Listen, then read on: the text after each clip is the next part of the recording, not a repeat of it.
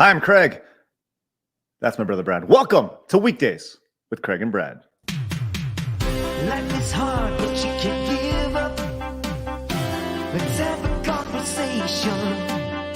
Weekdays, we're gonna make it today. Weekdays with Craig and Brad.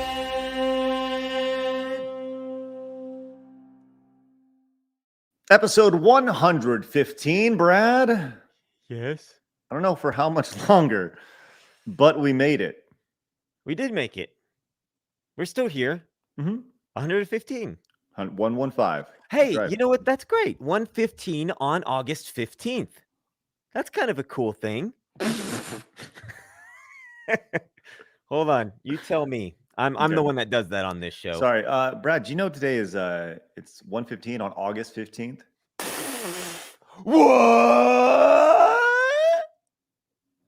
Okay, Good to now see you I'm guys. wet. Thanks so much for being here. Appreciate it. Yep. Episode 115. I know the titles may say 114 if you're watching live. If you're not, we've changed it already. Man, oh man, do we have a big show for you tonight? This is going to be, quite Massive? possibly. What's that? Massive? Maybe the best one we've done. Hey, you notice my space age background? Yeah, I did. I got to look all snazzy today because, well, here's the thing. This is a big week for me. Big week coming up. Oh. Yeah, we're going, my kids are going back to school. So I'm doing an entire week of special programming over on Twitch. I'm going to be streaming all day, 9 to 3 every day. Whoa. It's called Back to Old School Week. It's very, very cool. I'm very excited about this. Very, very excited about this. Yeah. I can change the back, but just so you know, I'm going to be using a lot of green screen this week, which is why I have the green screen in the background. But I can change it. Yeah. I can change like that. You like that this one? Yeah. But look, I can look all rough and tumble. Whoa, a brick wall. Or it could be cool. Hey, it's me and look, my fake house, the default house on Gmail. Or it can be like raining pixels or something. Whoa, future. Whoa, Or I can just be hanging out back here, on the nice on the farm. So, wow. chat. Like a farm? Is that a farm? Well, It's like the ocean behind you. I can't tell. No, that's the sun. See the sun over there? Oh, okay. I see. I thought it was the ocean. That's beautiful, Craig. I feel like I'm in Wayne's World. Hey, hey, I'm on the farm. We're gonna go and do some cattle stuff. Oh, I'm in Brooklyn. We're going. Sorry. All right, you're in Brooklyn. I'll be Garth. Okay. Fantastic. I do like that one. I definitely like that one. I'm in Tron, man. Okay. Yeah. Anyways, so I'm gonna be doing a lot of stuff this week, which is really, really cool. And so every day is gonna be a new console. So on Monday we're playing the Genesis. On Tuesday we're playing Super Nintendo. Wednesday we're playing. Do you know what the Neo Geo is? Of course, yeah. Okay, I wasn't quite sure. On Thursday we're doing arcade games, and on Friday we're doing the N64, which I've never really done anything with the N64 before. So and that's what retro is right now. N64 is like super retro right now. Yeah, that's crazy. So get this, right? One of the things I didn't tell anybody up until today was this week I'm going to be parting for the first time with some of my Screw Attack memorabilia. Oh. And would you like to see how it's going to work? Yeah. Okay. This is the video that ran on YouTube today. I want to get your natural reaction to this because you haven't seen this yet. No, Here we go. Okay. Our first ever Back to Old School Week, baby. And to celebrate, I'm going to do something I've never done before and offer up. Actually, this didn't air on YouTube. This hasn't aired yet. This is a first time. Oh, this aired on Twitch today, you're saying? No, this hasn't aired anywhere except for right here, right now. Yes, this is a world exclusive. This will air tomorrow on Twitch. Okay, and on YouTube. So here you go. Celebrate, I'm going to do something I've never done before and offer up rare Screw Attack items from my career. Some of these items have never been sold before, played a big part in Screw Attack history, or just damn awesome. The top 5 donators of the week will be able to choose which ones they want, with the biggest supporter being able to choose first, the second choosing second, and so on and so on. Let's take a look at the different items from my personal collection. Lot number 1 contains a personally worn Screw Attack hat and iconic Bolt hoodie, once again worn by me, and a handwritten notepad containing the script of 2 top 10s, the top 10 coolest characters, the 4th top 10 ever made by Screw Attack, and the popular top 10 GameCube games. You'll also find other gems in there, including various Screw Attack business-related items. Ooh la la. Ooh. There's actually some really cool business tidbits in there. Like, The original Screw Attack business plan is in one of them. Oh, Business. Lot number 2 is for all you fans who made your way to the greatest party in gaming, SGC. Included in this is a large SGC shirt with that sexy V-neck, a very worn Screw Attack hat, and an extremely rare SGC collectible poster that was given to us by Twin Galaxies that is signed by both me and Billy Mitchell before he got accused of cheating. Lot number 3 is for the oldest G1s out there. This one is a deep cut. Not only do you get a personally worn Screw Attack hat to sport in your collection, and the final one available during Back to Old School Week, but you'll also get probably the hoodie design I love to hate the most, Screwy the Monkey. Remember that guy? Oh, Lord. oh yeah. In addition, you also get a handwritten notepad with scripts to the video game vault and the original concept art for Screw Attack's mobile game, Texting of the Bread. I told you, this one's a deep cut. Lot number 4 features what we call the digital hoodie with a sleek, futuristic bolt design and not just a piece of Screw Attack history, but also gaming history. This is the infamous helicopter helmet that was given to all the game reviewers who attended the Call of Duty Black Ops review event. The reason this helmet is so significant is because, as legend has it, this is the event where reviewers were pampered so much with a helicopter ride up the coast of California, private rooms, tons of swag, and so on and so on and so on, that there was an uproar about video game journalism being able to be swayed by companies for the things they receive. Ever wonder why journalists now have to disclose the things they receive when reviewing a game? This helmet is part of the reason why. And finally, lot number 5. Included is the extremely popular Screw Attack Pokey hoodie and the first ever piece of Screw Attack swag. This was my computer bag that features ironed-on versions of Screw Attack's first red, yellow, and green logo and my name on there, Stutter and Craig. We use these bags to attempt to look official at E3 2006, and speaking of E3 2006, it still has the baggage tag from that event on it. This is truly a one-of-one item, the ultimate piece of Screw Attack memorabilia. So as you can see, lots of interesting things for those of you who are really into a cool part of internet history. And a reminder that the top 5 donators of the week will be able to choose which ones they want, with the biggest supporter being able to choose first. As always, your support will always allow me to think big and execute on fun ideas that will ultimately entertain you. I am stoked to bring you guys back to Old School Week, as this is a great point in my career to celebrate the past while looking to the future. Let's have a great week. All right. So there you go. That's going to be fun. Yeah, it's going to be pretty cool. I'm excited for that. And I had not, that's the first time anybody's seen that. And that'll be airing tomorrow on Twitch and on YouTube. I'm going to be on Twitch and YouTube all week. So it's going to be a week-long thing. And I see in the chat, like, why are you giving those away? Why are you parting with these? Are you dying? No. But like, if there was ever a time, I think now is the time. Like, we're going back to old school with game consoles. We're gonna be talking a lot of the games that we talked about at Screw Attack. Like, now's the time, you know? Yeah, for sure. It's gonna be really cool. So that's cool. For those of you that don't know, I did the design for the original, very first Screw Attack logo, that horrendous green and red and yellow looking thing. I remember designing it in my apartment. I remember in standing Austin, over to you, Texas, at that time. And yeah, you were right there. You're like, dude, put some headphones around. Just got like some graphics from Google image search and stuff. And I was like, whoa, you can do all this stuff with the internet. Yeah. Oh my god, you know. Yeah. And I'm sitting there like, yeah. Nice. Making this terrible graphic. Well, that's great. That's fantastic. For those of you that have been following Screw Attack for over a decade and a half now, 15, I guess. Yeah. That will be a fantastic thing for you to check out this week.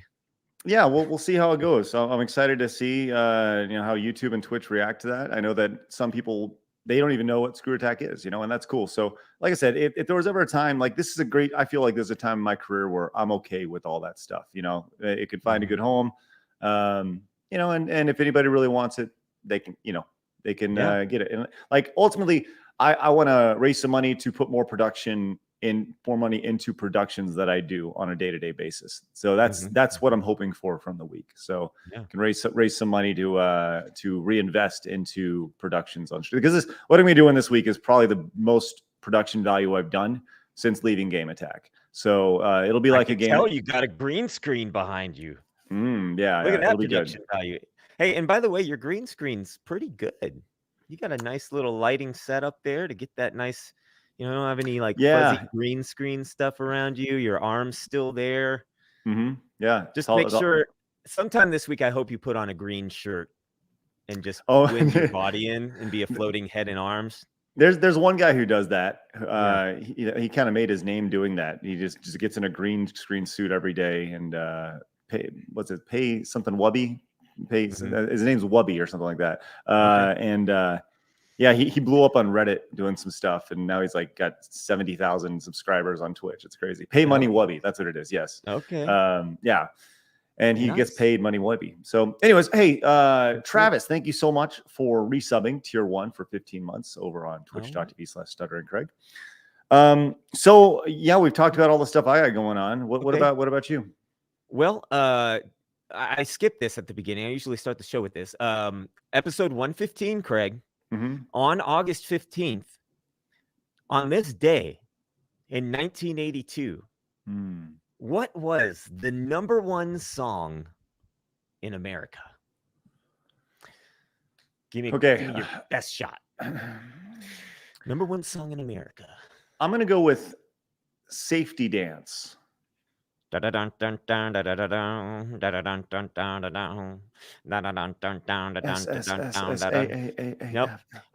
You're wrong.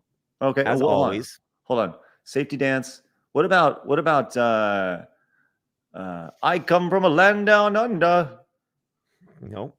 No. Okay. What is it? You want one more? No. Okay. Here we go. I'll give you a hint. Okay. You see my shirt? This was a coincidence. Was the Rocky theme? Dun, dun, dun, dun. Really? Dun, dun, dun. Bow, bow, bow. Eye the Tiger. Wow. Let's see this. Dun, dun, dun, dun. Wow, that's awesome. Dun, dun, dun. Now remember, I can't hear that. Oh, look at these guys. Let's get out on the street and sing this. I mean, this was awesome in 1982. I mean, I knew this because I was 1 at the time. This is actually, no, they're not in Vegas, are they? They're somewhere in New York, it looks like, maybe. Last week's song of the day was U2's I Still Haven't Found What I'm Looking For. Right. And they were on the street. That was a popular thing to do with music videos. Yeah. Let's just go out on the street and just like film a video. We'll just be singing. Makes sense. The tiger. You know, for like such a legendary song, you think they have a little more production value. But I guess this is also 1982. Did MTV exist at this time? Yeah, I believe so. 1981. Yeah, so 1981 August 1st. Yeah. So this is actually taken off. Yeah. Yeah, this is 54 weeks after MTV launched. So so this is there was actually I've been getting into the wrestling biographies on A&E. I've been watching it on their app, but they have one about MTV that is all about the launch of the network, and it's like phenomenally mind-blowing. It's really good. A&E does such a great job with their biographies, and they're very entertaining, and they get all the people attached to it. It's really good. Yeah, I fully endorse their MTV one. So nice, very cool. All right. So we did that. We've got a now I guess we will be moving on to the YouTube comment of the day. The YouTube comment of the day. It sure is. There it is.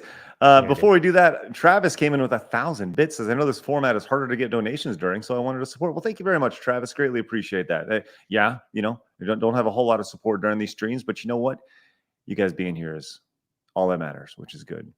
Speaking of wrestling, by the way, Ted DiBiase hit the follow button. You know who that is? No. That's the $1 Million Man. All right. Let's check out the YouTube comment of the day. YouTube comment of the day comes from A Different Perspective, Civil Commentary, who has his channel over there. We were watching The Wave last week. We watched the 1981 after school special called The Wave. That was a lot of fun. Oh, yeah. I didn't see this until right before we went on this podcast. I was looking for a YouTube comment of the day, and I was like, oh, YouTube didn't notify me of this comment. But A Different Perspective, Civil Commentary said, I made a video response to y'all's stream. To be continued. I clicked on it. I watched about the first few minutes. Civil Commentary, hey, go check it out. He wants to rip us apart and tell us why we're wrong or something like that, from what I gather after the first 5 minutes. Okay. So I'm just saying, go check it out if you want a different perspective. We totally promote that on the show. If you want a different side of things, we watched it. We gave our reaction to the wave, and I guess you disagreed with it. So I'll check it out too. I got a few minutes in before just to see. How many times? How many times have we been called an idiot so far? You're an idiot, Craig.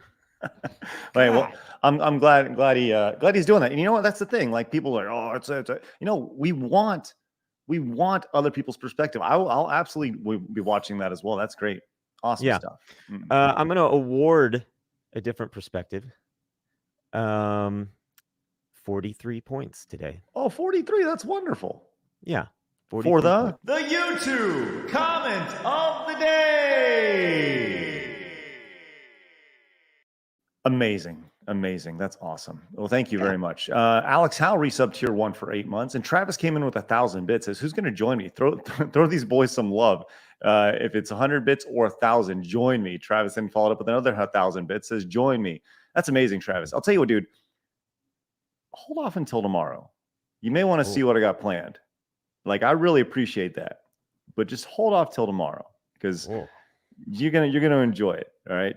Yeah. I promise. So I love it. But hey, once again, everything on YouTube goes to Brad. Everything on Twitch comes to me. That's how the show works. So, hey, we'll make sure that the love is spread. So that's just how we do it. Thank you very much. Okay. Oh, I see Aiden talking about Cocaine Cowboys. Have you watched? Oh, I guess you haven't. Cocaine Cowboys on Netflix. No, it's pretty interesting stuff. It's about like the cocaine trade in Florida in the 80s, and how it was just a bunch of dudes, like they were friends that stumbled into trading drugs, and then they became like the #1 coke dealers. And it's really made out to be like this. Oh, they were just buddies dealing cocaine, getting it from the Medellin cartel or whatever. Yeah, from Medellin and Pablo Escobar. But in reality, it just happens. Yeah, for sure. Right. In reality, they were like making like $50 million a week, and they're just like, it's like, oh, they're just buddies, and they're doing powerboat racing and stuff. It's so ridiculous. They were world champion powerboat racers. Like, it's like, that sounds like a sport that you would do if you were a drug lord. Right. Because every race costs like $1 million to do, Anyways. Okay. So, hey, we wanted to dig into something this week because you received a message. I did. I received a very special message this week. Yeah. From our good buddy Tai, who joined us last week. And Tai started a great discussion last week. Tai is a part of our community here who more often than not disagrees with a lot of what we say here. We always welcome that. We love it. We've had him on the show a few times. Tai knew we were going into the wave, kind of knowing what our purpose in watching the wave was. And I think he started the night off kind of upset, and he wanted to let us know he's going to take a break from watching the show. And he said a lot of things that we discussed on the show. So if you want to go back and watch it, just go check out the last episode. So anyway, Tai sent me this message on Facebook this week. I thought it was really nice. He asked us to read it here on the show tonight. So we thought we could read it here per his request and just chat about it real quick. Would you like me to read it? Yeah, you can start. Go ahead. I'll read it in sultry voice. Okay. Hi there. I wanted to ask you. Sorry. Hey there, Brad. No, I wanted to ask you or Craig to read this Sunday night. I will be there. I'm not going anywhere. Life is hard, but you can't give up. Let's have a conversation.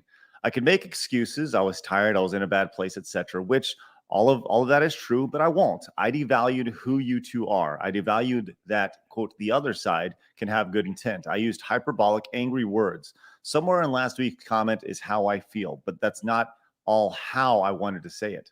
I don't want to go out this way. The crazy SJW who makes an angry comment and leaves. That's not me. Anyone who knows me knows that. Sorry. Knows that's not me. Anyone who knows me knows that's not me. I've watched your response to my comment over and over again, processing your feedback. I guess I needed to hear that from you both to really go, oh shit, this is not who I am. The video now is very hard to watch back.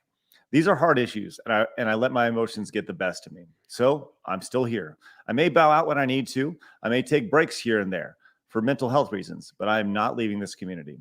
I still have things to say, discussions to have. I'm truly sorry to Brad, Craig, and the rest of the community. I will not be leaving quietly.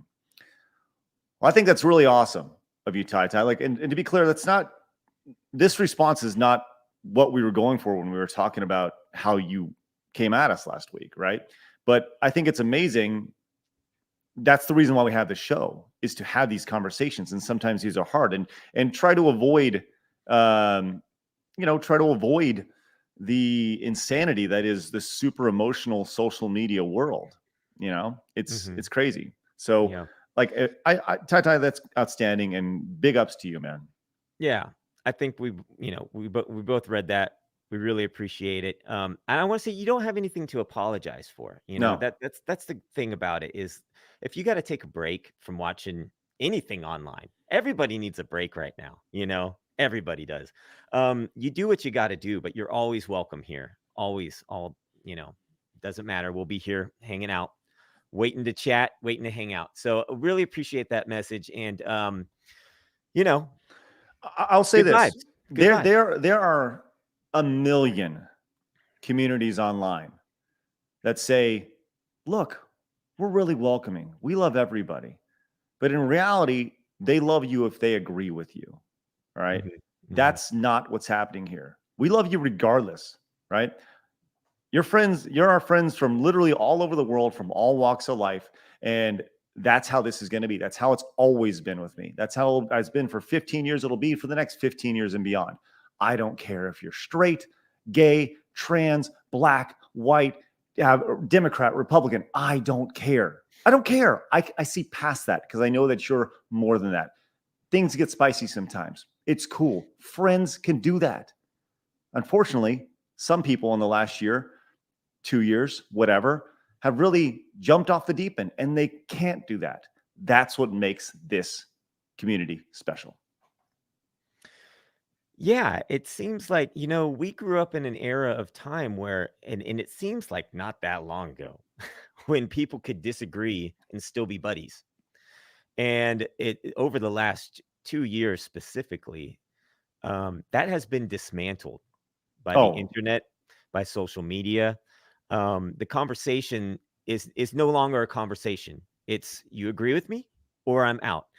And that is one of the reasons why we do that, why we have this show, and we say that every show, and we say, look, if you disagree with this, come on the show, blah, blah, blah. Ty Ty, I love you. I'm glad you're still here with us. And, I deal with this a lot because, I'm a lot more vocal online these days than Craig is. And who I am on this show is who I am, is my personality. When I post things on my Twitter or my Facebook, you can read it however you want. You can interpret it however you want. You can think of the way that I might have said it. This right here on the show is me. And this is what I like about having this platform, is that you can actually see me. I have a lot of people. I was talking about to Kelly this week about how, not a lot of people, but people who think that they know who I am from certain aspects. You've dealt with that too, Craig. They're fans of yours from over the years, and then they catch you saying one thing, or you post something, and then they get mad at you, and then they bail. And I've had some of those people. I keep saying a lot, but a handful of people who say, your posts come across as angry, and I'm worried about you. And I was thinking about it the other day, and I was like, well, I'm not an angry person. Maybe I'm disappointed right now in the way that things are going, but I am kind of angry at what's happening. And I'll admit that at this point. A few months ago, somebody said, you're angry. Your posts come across as angry. And I didn't really acknowledge that, because I sort of felt like, well, I'm not angry. I'm not an angry person. But the deeper we get into this thing, I am getting angrier, I will say, because there's a certain narrative being painted. And the way I want to tie this into Tai Tai's thing is I feel like what Tai Tai said last week came through because there is a narrative being painted where we have to be against each other. If you don't agree with me, I'm out, or something like that. And that's something that I do want to talk about tonight. Because I am seeing it more and more this week, and I think it would be important to discuss before things get out of hand. I think that's a good thing to discuss for sure. Well, I'll tell you what, there's a lot of comments here so far, and I'd love to highlight some of them real quick. Let's see. Tattoo Game says, "Yeah, disagree, slug it out, get a beer, and be done with it." Right? Like, it's funny. There's an old school nature. Like, I've been in arguments with literally best friends. Physical arguments. I've only been in one real fight in my life, but pushing and shoving. And then when you get done, get some chips, go get a burger. It's like, okay, and then we're done with it. And you just kind of know, and that stuff happens, Miss Mindy says, "Yep. That's why I left several communities. Got tired of them claiming to be inclusive, but onto those who are inclusive, but onto those who disagree with their political beliefs." Yeah, for sure. Been there, done that. Al is coming in with the really insightful comment here. Says, "I like to poop while watching this podcast because it reminds me to relax and not tense up." There you go. Thank you so much, Alex. That's wonderful. That was the initial point of this show. When we started this show 115 episodes ago, it was a 20-minute podcast, and it was the podcast you could watch while you pooped. Yes, absolutely. And look, now if you were on the toilet the last couple episodes, you were on there for 2.5 hours. That's right. You have some issues with your bowels. Becky comes in and says, "You guys are terrific. I feel like you are my brothers from America, where talking and debating is how we learn." Yeah, it's amazing how that works out. Man, this is Stevie comes in and says, "Laser background feels like a throwback to my 4th grade school picture in 1993. Simpler, more stylish times." As a matter of fact, while that was, I knew that was coming, so I actually pulled up a couple extra backgrounds here. This is one that's going around the internet really fast. This is the full laser aspect. This is pretty common. Get this one, right? That one's pretty good. And you'll appreciate this one, Brad, because I remember our school pictures were in front of this look. This was very common back in the day, specifically in high school. Oh yeah. Yeah. Right. I remember, like, back then they'd had you do this kind of thing. Sometimes you'd have to do it with your chin being supported by a fist. Oh yeah. Yeah, absolutely. Yeah, for sure. That was like that wasn't the school year picture. That was like just the regular, like, this is who I am picture to hand out to, your grandma or something like that. You'd have 2 sets of pictures. You'd have the yearbook picture, and then you'd have like the fall picture or something like that. Right. Man, that's funny. Cheetah Man says, imagine disagreeing with one thing with someone and shunning them completely. It's a sad state of affairs. Listen, we know personally how that's happened. Like, it's crazy. Like, families have been broken the last 18 months because of the stuff that's happened. It's insanity. Like, blood has been broken in half because of the absolute nuttiness that is happening in our world right now. It's crazy. Let me scroll back up here just to call it out one more time. Alex Howe said, "I really thought that comment was going to fly under the radar. Now everyone gets to visualize me pooping." Listen, Alex, you don't say the word poop in our chat and fly under the radar. No, just so you know. If you say anything about poop or have a poop emoji, chances are it's going to get read on the show. I'm just going to throw that out there. Yeah, there's a good chance. Cliff comes in and says, "Finding a person with a differing opinion and humanizing them and finding the good in them is the way to end divisiveness. Scary thing is some people earn money and fame in the divisiveness." Oh yes, there's quite a few of that. Quite a lot of that going on right now. Travis, my man, says, "I'll say this: when someone demonizes someone else, then they can never back off or compromise, because then most of the time in doing so, we will point out their own hypocrisy of who they are. Mm-hmm. Yeah. Right. Well, Toastamac coming in resubbing tier 1 for 13 months says, I do want to ask, do you think there is a way where things can go back to where they were before, where we can still disagree and still be buds? Also 13 months. Toastamac, thank you very much for the questions, man. And I think that's for me, it all boils back to pretty much social media, right? mm-hmm. When social media began to rise, 2008, 2009, 2010, and really became a focal point of really everything, day-to-day life, the iPhone, when it dropped in 2006, that's a giant line in the sand. When the App Store opened, that's a bigger line in the sand. When social media became available in your hand at all times, massive. Being able to say whatever you want whenever you want to say it, no matter how emotional you are, no matter how well thought out it is, right? You can say it at any time. Get on your megaphone and yell it as high, go to the mountaintop and scream it. Mm-hmm. And even if it's the most vanilla statement in the world, the most mundane statement, somebody will find something wrong with it. And when one person finds something wrong with it, then somebody goes, I think they're right. Then they see what's wrong with it, even though there's nothing wrong with it. So, yeah. Do I think things can go back to the way they were? Not without some serious changes to how social media works. Yeah, there's been a lot of talk this week about social media just shutting off. And really?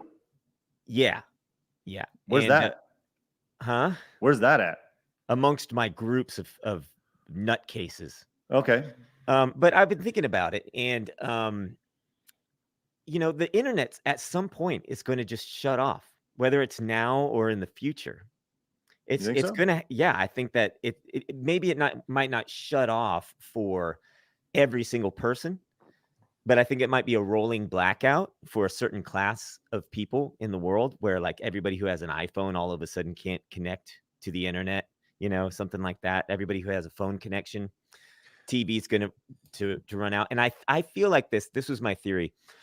Time has been moving so fast with technology over the last 3 decades that when that moment comes, we're going to all just revert straight on back to late 80s, early 90s time period, where we kind of left off before the iPhone, before AOL took over our lives.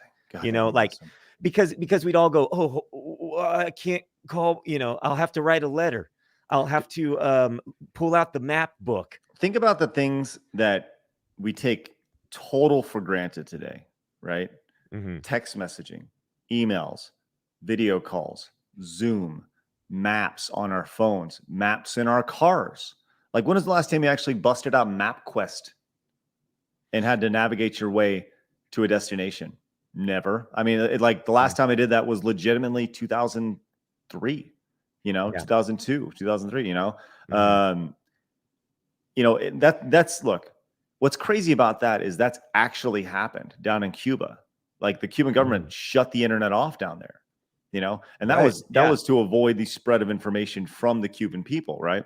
And you think about like what Elon Musk is doing. What is it called? Starlink? Is that what he's doing? And the idea of how dangerous some people see that process, the idea of giving everybody in the world internet, right, through satellites, and allowing everybody to be able to connect. So when Cuba says, no, you can't have the internet, you can't get the information out. The internet's not a right. Right. We give this to you. They say, oh, really? Thank you, Elon Musk. So yeah. I saw some videos of the people in Cuba right before they took the internet. It was like they posted them as quickly as they could. They were like live streamed, and like the Gestapo comes in, and it's like they're taken away because they have the internet. Their phone's getting taken away. It's crazy. And that can happen. I say, I brought this up saying like one day it's going to happen. It's already happened. You're right. It's happened in Cuba. It'll happen.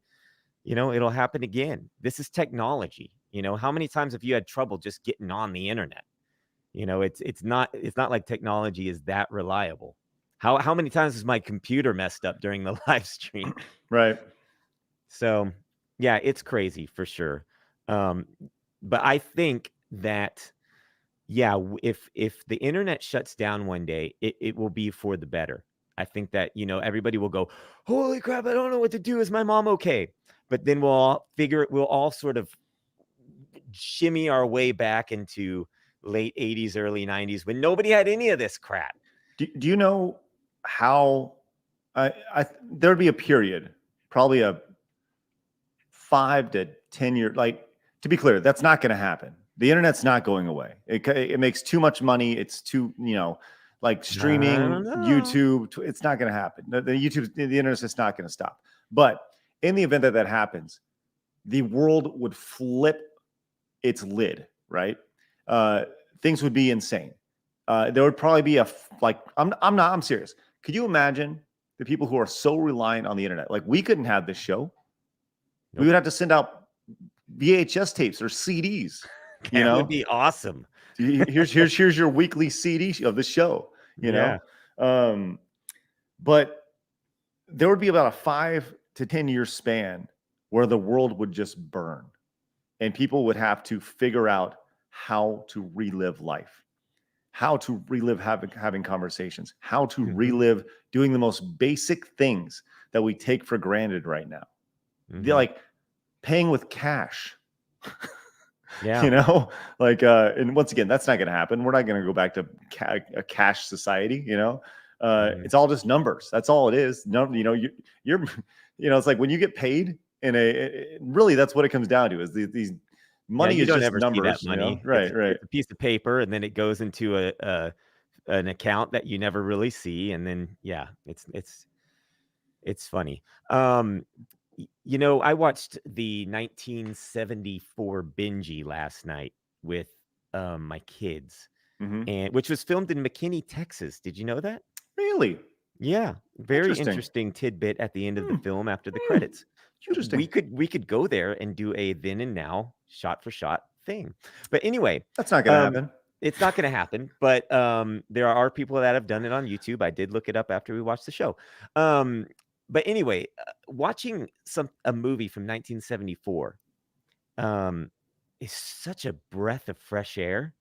Like watching an entire story play out where nobody was even watching TV in the movie. It's just the story of a dog, and he's got to save these kids at the end of the movie who are kidnapped. They're his friends. Right.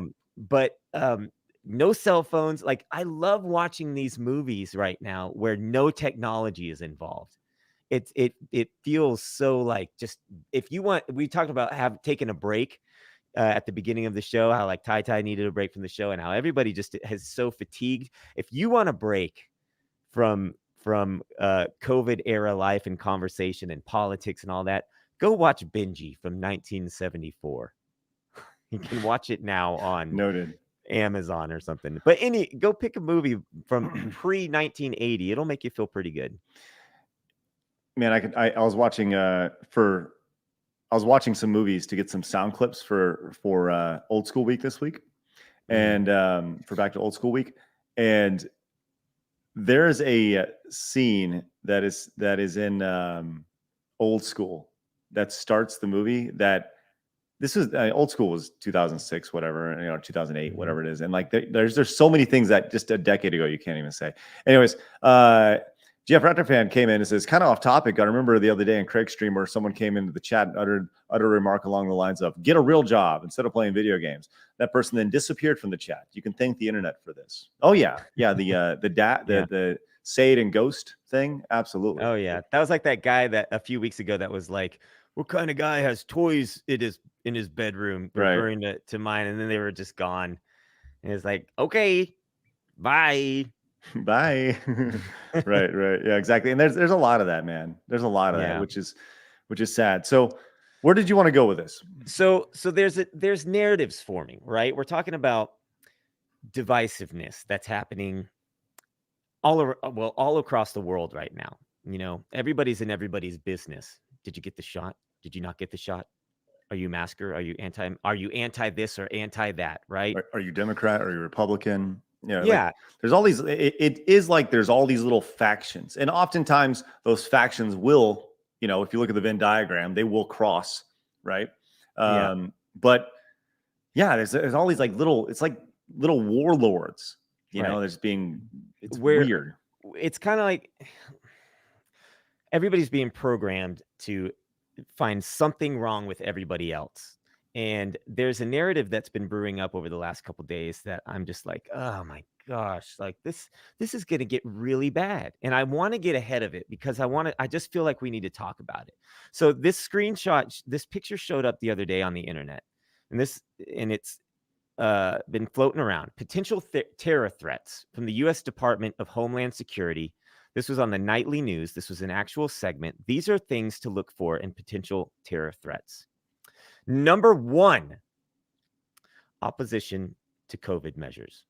So what does that mean?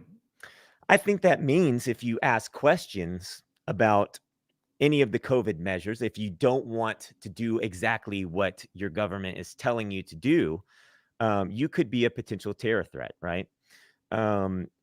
Anything that is opposing to what they are saying to do, you are number 1 on this list. Now, they don't have numbers there, but I found it pretty crazy that is on the very top of this list.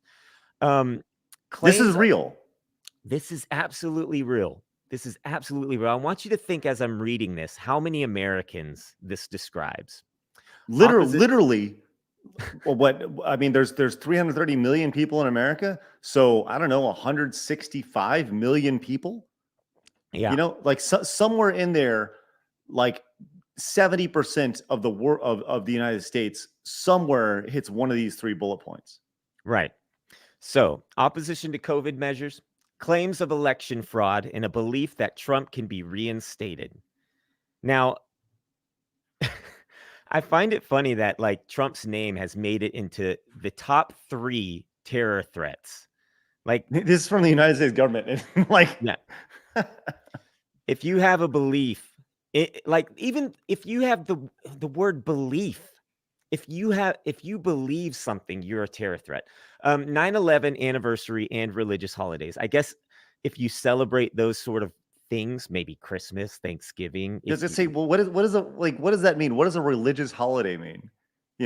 Is it Easter? Christmas and Easter? Yeah, I mean, those are the only 2 real, well, not real. I mean, Ramadan, there's plenty of them, obviously. Right. But you think of the most commercialized ones first, but then I'm thinking I'm going through my head thinking of all the commercial ones first. I was like, Halloween, Valentine's, no, those aren't religious holidays. Here we go. I have a list of. I want to let you know.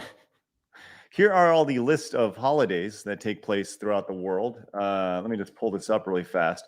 And if you celebrate any of these, you are a terror threat, apparently. Let me just pull this up really fast. And here you go, Brad. Here they are. Are you ready for them? And every single one of these, starting in January. Oh my gosh! Look at that. It's there's a whole diverse group of people out there with different cultures and backgrounds that believe different things. Here we are. We're in May right now. Now we're approaching where we're at. Now we're in August. Here we are. Okay, that's where we are. Did you know that today was the Feast of Assumption in the Roman Catholic Church? Wow. No, I didn't know that. If you celebrated that, just saying. You could be a potential terror threat. So there you go. So all these things, these are all potential according to this right here. Wow, right. That's crazy. So, yeah, and this is okay. So this was posted. I feel like this was posted 2 nights ago. I saw it for the first time. Now, 2 days later today, let me make sure. No, not that. Here we go. Here's what's happening today in the world. Taliban fighters are back in the news. And they have taken over. Let's see. hold on, let me see. Taliban fighters enter presidential palace of Kabul. Um, Now, I've been hearing about this. I don't know. Look, I'm not up to date on world issues. I don't know, sure. right? But apparently, I this is like kind of a big deal. This is a big deal. I'm just saying that there might be bigger potential terror threats out there I know. than I'm just saying you can look at what's going on with the Taliban, type it in on Twitter, you'll pull it up. I'm just saying there may be bigger terror threats on the horizon other than opposition to COVID measures, claims of election fraud, and a belief that Trump can be reinstated, and people celebrating 9/11 anniversaries and religious holidays. Well, real quick, like, I don't think anybody is going to go out and celebrate the 9/11 anniversary, but we will No, honor, of course, that's right? what I mean. Like Yeah, we reflect on it, right. we talk about it, we pay our We respects. we never forget, Right. right? That's the whole thing with 9/11. You don't forget, so these things don't happen again. You Yeah. fucking dummies. Yeah. Anyway, sorry. Yeah, it's crazy. Travis says, I think they're saying there may be attacks on 9/11 of holidays. Yeah, Mhm. I mean, So you look, know, here's the deal. Here's why I bring this up, because there is a picture being painted here. Obviously, number one, opposition to I want to talk about you're cutting out, Brad. no. They're cutting into our feed. Just kidding. They're cutting.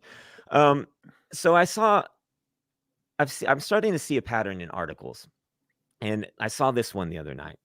A Tennessee father who was threatened and swarmed by anti-maskers at an explosive school board meeting said he's still traumatized. Now that sounds pretty serious, right? Mm-hmm. I went to the article. I read the article. I looked. There is video of the guy. He's walking to his car. Apparently, he's like a school board dude. He's trying to reinstate masks. He has a lot of people there angry at him, yelling at him. Now, people are mad out there. People are upset they're being forced to do things that they don't want to do. But there's also other people that are mad on the other side of the aisle, and I'm just noting a pattern, right? So there's 4 in 5 vaccinated Americans blame unvaccinated for rising cases. Do you notice a special word there? Blame. And I'm sort of seeing this image being painted, right? So if you oppose COVID restrictions, you're a potential terror threat. 4 in 5 Americans blame you for things, right? You're causing, you're traumatizing this guy over here. If you read media like I read media, I look for certain words, keywords, and I started putting together this collage of things because there's 2 sides to every story, right? There seems to be this blame that's being painted for people that don't want to be vaccinated, people that don't want to be wearing masks. There are people that don't care about people. They're selfish. They're hurting people. But then I started looking up, like, I started seeing a pattern. This was the first thing I saw. I started seeing this. The Yeah, CDC, I can't even believe that somebody would say this. yeah, the CDC should roll out a new program. Get the shot or get shot. The unvaccinated need to be rounded up and lined up in front of open trenches. Their choice is simple. America has had enough of their virus. We need to get back to, I'm guessing I normal. can't remember. Yeah. No. Then Steve Cox, this Who's guy that? here. He is somebody in Los Angeles. I think he's like looks like he's, I can't remember what he was from. His name's Steve Cox. But just the fact that somebody says this. Just the fact that somebody says this, all right? He's a public figure of some kind. I don't know who he is, but whoa, things are getting out of hand. Steve Cox says, whenever anyone says we all die from something or a variation thereof, to justify not taking precautions to help protect others in this pandemic, we should be allowed to shoot them. Again, with the shooting. Why are you crying? We all die from something. For you, it's that bullet in your gut. Why is this allowed on Twitter? Yeah, you think that these accounts would be pulled. I know that this Lars account, I'm pretty sure they got suspended for that. Steve Cox is still up. And then here's a bunch of people that say, um, unvaccinated should be separated. This comment from last year was vaccine passports are a good idea. Among other things, it will single out the still large contingent of people who refuse vaccines, who will be foreclosed from doing a lot of things their peers can do. That should help break the resistance down. Like, and there's more of these things out there. Look at this. Welcome to the new normal in Germany, of all places. The graffiti reads, gas the unvaccinated. And I'm only sharing these because I want people to know that as there is a narrative being painted in the media right now, that it's anti-maskers that are upset and angry, there's always another side to this story. This is a teacher, I want to say it in Tennessee. I can't remember exactly. There's an article about her. I am ready to say, let them die. You make a choice to not get your shot for any reason other than a doctor's note. You should not be allowed health care. You are like the brats in class that ruin it for everyone. I have no problem. This person said, I'd like to agree with you. This is so stupid. Unfortunately, I can't bring myself to wish ill even on the willingly ignorant. I have no problem with that. If we're lucky, we can cut out 30% of the population that votes the wrong way. This guy, Doug Little, you are becoming a hated minority. Nobody wants to associate with anti-vax a-holes or even be in the same restaurant. You're becoming a hated minority. Now, I'm going to say this. The people who are saying these things, this is like when you look at the spectrum, right? Left, right, somewhere in the middle, right? The vast majority of people, 80%, 90%, are pretty moderate, right? Mm-hmm. Then you have that last 5 or 10%, and that's what you see on Twitter, right? Once again, Twitter is not real life. It's not real life. Do you think that like that guy would actually say that to your face? No, I don't. The fact that he's saying it at all is an alarming thing. And now a lot of those people are, just random people. They're teachers. They're whatever.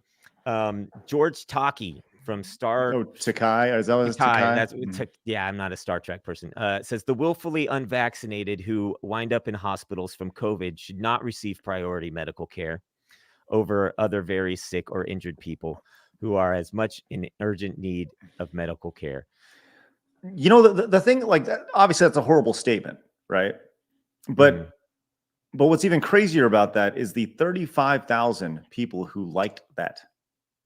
Yeah, isn't that amazing? Like those are the people that agree with it. This person here, nope. I hope your ass gets microchipped a la Suicide Squad so that Joe Biden, Kamala Harris, Bill Gates, George Soros, and Hillary Clinton can all have a big party to watch your head rip open and your tiny brain fall out. This was responded to one of my buddies on Twitter.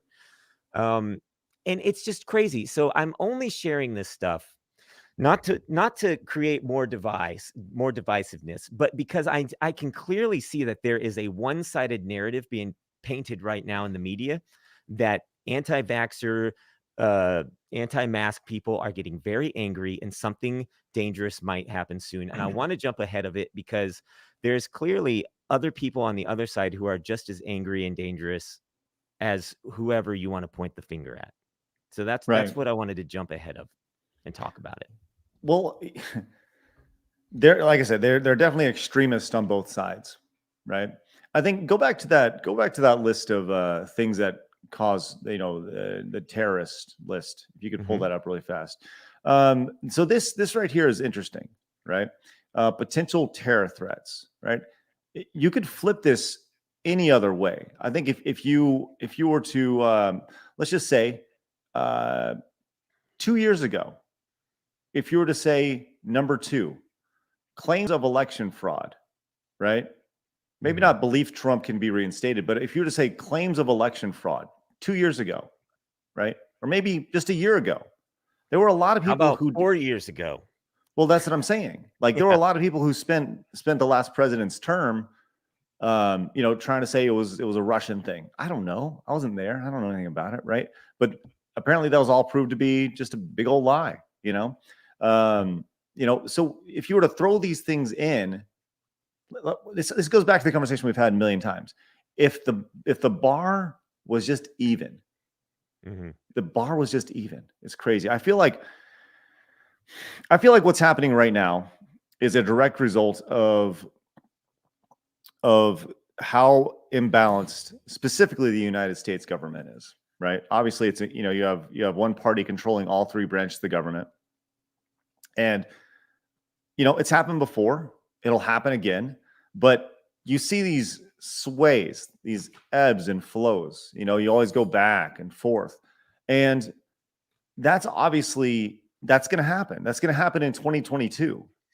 Like, people are going to look at what's happening right now and be like, wow, it cost me 50% more to buy milk. Wow.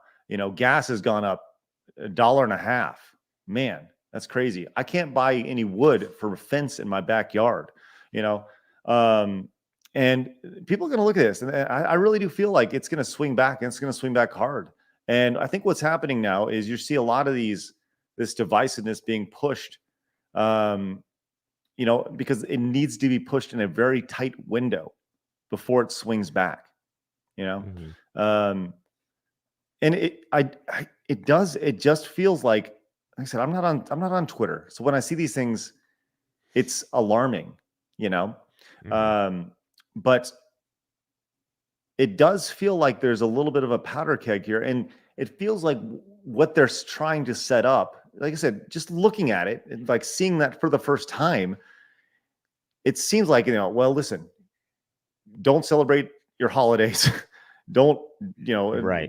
What is the 9/11 one? It's what does that even mean? Potential terror threats, 9/11 anniversary, and religious holidays. Okay. But like these things that you tag here, like, I think that when you look at Republicans across the board, not even Republicans, there are the people who are opposed to COVID measures, whatever the hell that means, whether it's they don't trust it, they want to see whatever it may be, they want to learn more about it. They may also feel like Joe Biden isn't the legit president, right? They may still feel like Trump's going to be reinstated, right? They also are probably the same people who are going to look back on 9/11 the most, right?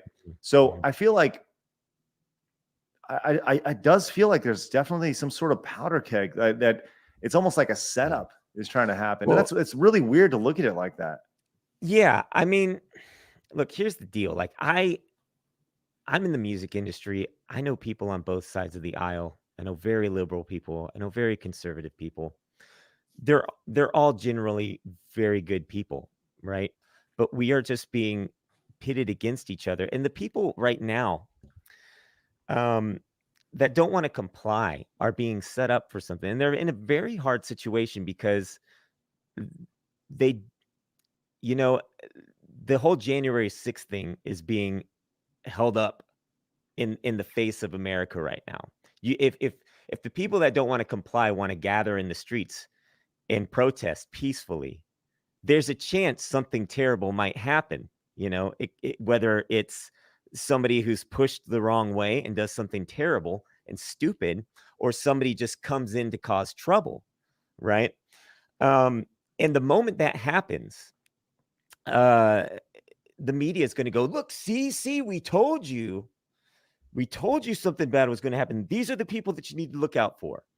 Now, real quick, I always like to get the other perspective. So we have a different perspective. It says, is it Marjorie Taylor Greene is an extremist on the other side? She was telling folks to embrace your Second Amendments to folks in Alabama. She's an actual politician, not some random tweeter.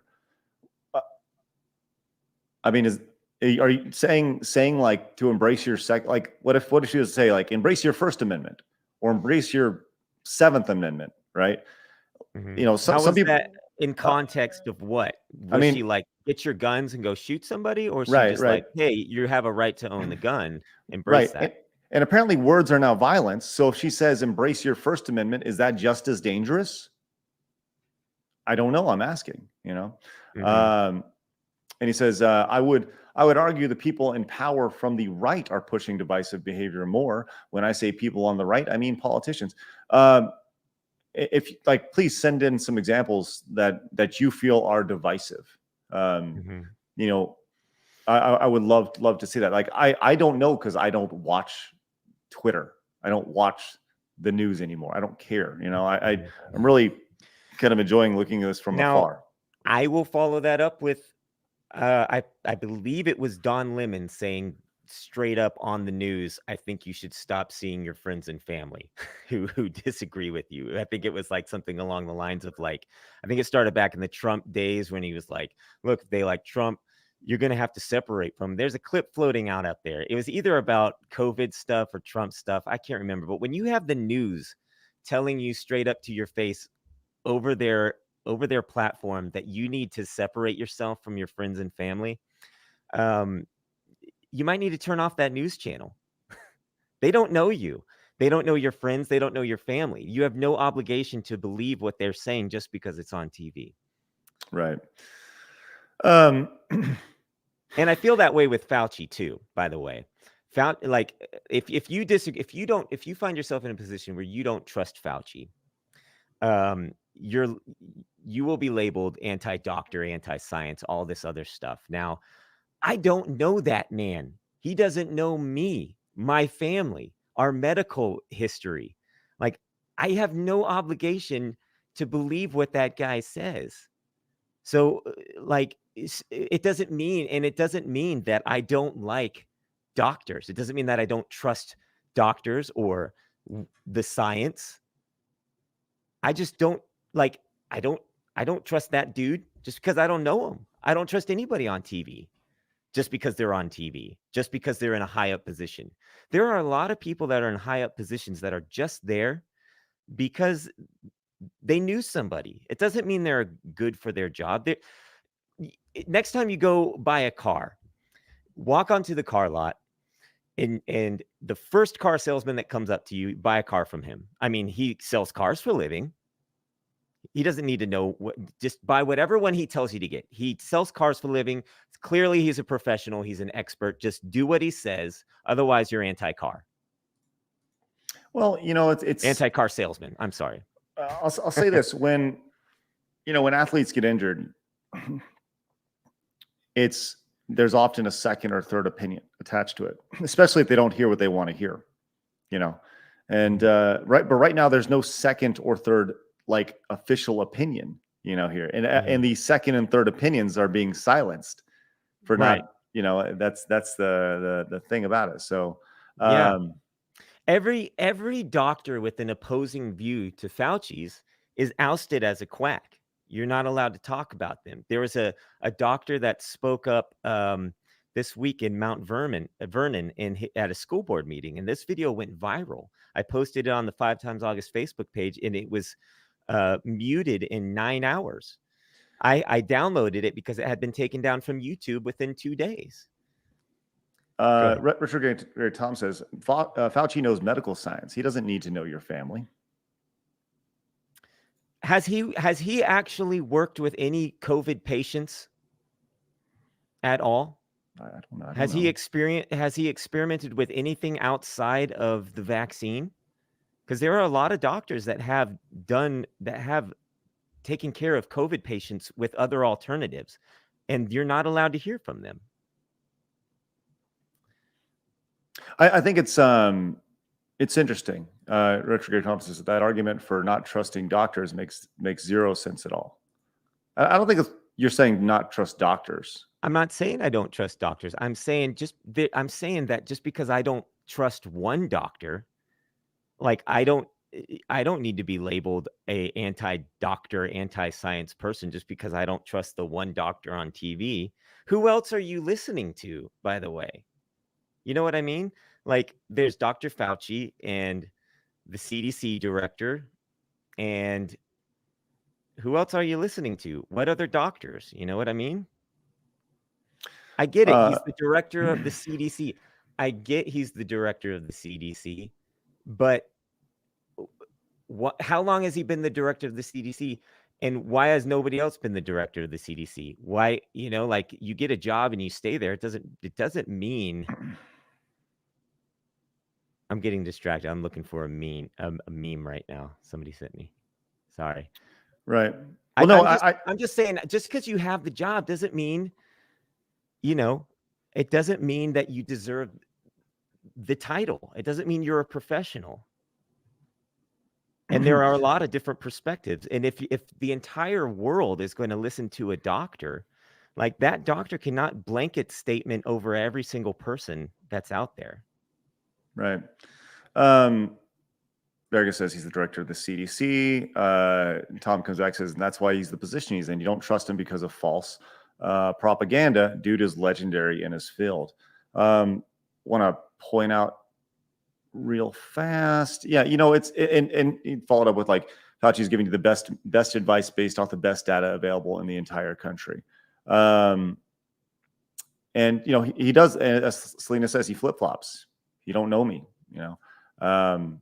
there's a lot goes on to, how whether you trust the guy on TV or not. In theory, anytime you see somebody on TV much more than the internet provides a sense of authority, right? Not everybody's allowed on TV. Everybody's allowed on the internet, right? If I can be on the internet for 15 years, but there's gatekeeping attached to TV. So you have a little bit of authority there, when somebody's there. So people naturally gravitate to what the TV says as some sort of authority, hence Fox News, CNN, MSNBC, whatever, right? So has Fauci ever debated anybody over the last year and a half? Like clearly there's a oh, sure. He's is it Rand Paul? Is that who it is? Well, that's not a debate. He was forced to be there and answer questions. That's not really a debate. But like you'd think that the administration would be like, look, we understand there's a lot of divisiveness and misinformation out there. We understand people are, saying one thing and they're seeing the other. We're going to clear it up. We're going to invite, the two top medical professionals. We're going to have Dr. Fauci have a live debate on the air to help inform people instead of going door to door and sending some person with a script. They could have a live on-air debate between Dr. Fauci and whoever else, right? Get them on there, and instead of muting them, right? Put that Dan Stock guy that spoke in Mount Vernon the other night. Get him on TV and have him debate. And Dr. Fauci owes that to people. Well, if he wants to clear up misinformation, I think that's important. Hold on, give me this thing. What's this guy's name you're talking about? Dan Scott? Dan Stock. Dan Stock. What is his deal? You said he spoke at a school board meeting or something? He spoke at a school board meeting, and he has worked with 15 patients administering. This is the guy in Indiana, right? It was the guy in Indiana. Yeah. Yeah. Okay. Yeah. That one kind of blew up all over the place. Yeah. He's talking about why COVID won't go away. All that stuff. Now, the funny thing with that video is, it's a very compelling video, and what I've had as a rebuttal sent to me after sharing that is, do you know the Dr. Z Dog on YouTube? No, I don't know the Dr. Z Dog on YouTube. There's a doctor on YouTube called Z Dog. Now, let me just say this: most doctors, their last name isn't Dog. Just gonna throw that out there. This one is Z Dog.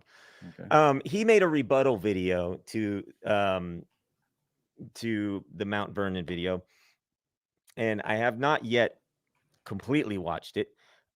It's sent my way, but I'm thrown for a loop because the people that sent it to me have spent a year telling me not to trust quack doctors on YouTube, and then they sent me this Dr. Z Dog. I'm like, first of all, if I send you a video from a doctor named Dr. Z Dog, like, you're not watching that video. You're not taking me seriously from the get-go. No. Second of all, the video thumbs up, thumbs down ratio is like, I took a screenshot of it and sent it back to somebody because I'm like, I was trying to make my point. Like, first of all, you have told me for a year not to trust YouTube doctors. Then you sent me a doctor from YouTube called Z Dog. And then this was the thumbs up, thumbs down ratio is 6.6 thousand thumbs down versus Yeah. 5.7. So the person is saying to me, well, you can't go off the thumbs up, thumbs down ratio. I'm like, that's a general consensus of how the public is absorbing this information. Okay, you can say it doesn't matter, but if that was all thumbs up, you'd use that as validation for why that guy was right. If it was all thumbs down, you wouldn't send it at all, right? If those were reviews on Amazon, you'd use it as a general consensus of whether or not people are using that product right or not, or if they like that product or not before you purchase it. Well, so I'll say this: if you were to go to a restaurant review that had that many negative reviews compared to positive reviews, right? You'd be like, whatever. I don't know if I want to go in there, right? Or you go see the car salesman who has that many negative reviews, So, yeah, I don't know. I mean, it's interesting. Let's take a quick second. Let's see. We had a new follow from TTGNK. Thank you very much. And Chaos Beast resub tier 1 for 13 months. And Tai, thank you so much for resubbing tier 1 for 12 months. That is a full year. Thank you, Tai. Appreciate that. That's great, man. That is great stuff. Lots going on here, and I really appreciate everybody. I've been watching the chat very, very closely, and I love that you guys. There's conversations happening in the chat. That's outstanding. And there's not like, well, you suck because you think this. You're an idiot because you think this. And the best thing about this is that our audience has slowly grown throughout the night, which is really, really nice. Mm-hmm. And I want to continue to encourage. I feel like that needs to be said every single show, multiple times a show, that it's okay to disagree. It's okay to not think the same as somebody else. You can still be their friend. There's nothing wrong with that. Don't let the internet tell you that it's not okay to disagree. Disagreement is a great thing. It's how you improve as a person. You learn other people's perspectives. And right now that's happening in the chat.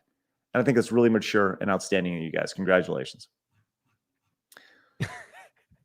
As you finish it up, I don't know if this is a joke or not, but I see F you, dude. You smell bad. Thank you. Appreciate that. Yeah. Okay. It's nice. I'm kidding. Okay. You're kidding. Okay, cool. It's funny. Like right as you finish that sentence, it's really great, guys. You're doing great. See, F you, dude. Okay. Hilarious. Yeah, so somebody sent me this meme earlier today, and you see this quite a bit. This is a doctor who's saying, please listen to me. I have dedicated my life to researching this topic in a laboratory. And then this guy here's going, no, listen to me. I Googled this topic for 15 minutes, but I'm famous for some completely unrelated BS. And then everybody cheers that person. And then the doctor's like, ah. Somebody sent that to me because as a response to one of my music videos that I made, because I've been posting a lot of stuff online. I told them, hey, thanks for the meme. I fixed it. And this is my perspective. I'm on TV and get paid by the government to say what they want me to say. I don't know you and you don't know me, but I'm shoved in your face every day as a god. And then this guy says, I see through all the propaganda and bull. And then people cheer him. And then the doctor's like, ah. Now, my point is, this right here is my opinion of Dr. Fauci, because we've seen him flip-flop so much over the last year. Okay, that's my honest opinion. I'm not talking about every doctor. I'm not talking about every medical professional. I'm saying when you see somebody on TV tell you one thing and 2 days later they tell you another, and then 3 days later they tell you another, and 2 months later they tell you a different thing and go back to the first thing, and that happens over and over and over again, you're going to lose my trust over a year and a half. Okay. And that is why people are cheering on the other people who are saying, hey, I'm not buying it anymore. Maybe we should start listening to other opinions. That's what I'd really like to see, actually, just at the end of the day. Like, I would stop posting stuff online if I just saw a debate between Dr. Fauci and somebody else that was, had an opposing view. But you don't see it. Speaking of memes, I saw this one the other day, and there's a lot of truth to this, right? I'm going to say this once again. I have a degree in journalism, right? I spent 6 years going through college to get a degree in journalism. I was taught to be down the middle. Always portray both sides of the story. Never make yourself the story, right? That's like the number one rule. Never make yourself a story. Just report down the middle. It's obviously been thrown out the window. But I saw this and I thought that was really interesting. Oh, the TV is here. And have you seen this, Brad? Let me see. No, I have not. Okay, so there's a man stabbing this other guy, right? And with the TV, he's got the TV camera. But when you look at what's actually happening, this guy's running away from this guy with a knife. But they're only showing what's happening here, right? And there is a lot of truth to that. There's a lot of truth to that, and that's scary, you know. And I, as somebody with a journalism degree who's worked in newsrooms, I don't trust any mainstream media, Fox, CNN, MSNBC. I don't trust. You can see the manipulation that's happening, and if you're watching the news right now, you know it's messy, man. It's really, really messy, and messy is the word I've used so much over the last 18. I can't believe we've been talking about this for 18 months. I know. God, that's sad. John came in with a $2 super chat. Says, "You evil right ringers, hiya." Like, I'm the most central person literally in the world. I just want people to be happy, and here I am. You know, so yeah, it's funny. You know, we had Dr. Karlin Borisenko on our show some time ago, and like, you know, she was apparently a very left person a long time ago, and like the thing is, like, I was a very central person. It's just that the more you if you speak your mind and you get attacked, you start to inch away from the people that are attacking you, calling you names, and you're like, all right, fine, I'll go over here and these people seem nice and accepting. It's just very strange. Colors of Gaming, real quick, was talking about. I guess you were talking about, you know, rhetoric and such, and he said, "Do you feel the same when Trump says we're going to fight like hell?" I'm guessing he said that on January 6th. He said that to the crowd that was watching him. I've always seen that as like, how many politicians have you ever seen say we're going to fight like hell? We're going to fight, you know, and we're going to win. We're going to fight. We're going to win this election. I don't think I've ever taken any sort of coach or politician to ever actually think, hey, we're actually going to bust out our brass knuckles and fight people with our nunchucks as well. You know, like I just me personally, if I heard that, I'd be like, okay, but I wasn't there. I don't know the situation, you know, so there you go. Real quick, Reddist the Pink, thank you so much for the follow. Captain Agent came in with 100 bits, says, yo, Brad, on an upbeat note, I got my Not Believing Quietly shirt in the mail today. Just time to rock it at Disney World. Hell yes. Oh, nice. Sweet. Thanks for repping me at Disney World. That's fantastic. Thanks for getting a shirt. Yeah. I'll plug that real quick. If you guys want to get a I Will Not Be Leaving Quietly shirt, visit 5timesaugust.com. Coley VR resub tier 1 for 8 months. Oh, thank you very much. Thank you so much, Coley. Berga says he riled up people who would do that. Holy shit, what a stretch. Like I said, I've not seen it. I'll watch it right now. Hold on, let me pull it up. I'm sure I can find it on. I was talking to a friend about this today, actually, just a few hours ago. Now, I know plenty of MAGA people, and if you go and there's so much video from that day, if you go and actually seek it out, you can't see it on YouTube because they took it away. And I don't want to get into a January 6th debate right now because that's a whole other thing. But there are videos of so many people there telling the people that were causing the trouble to stop.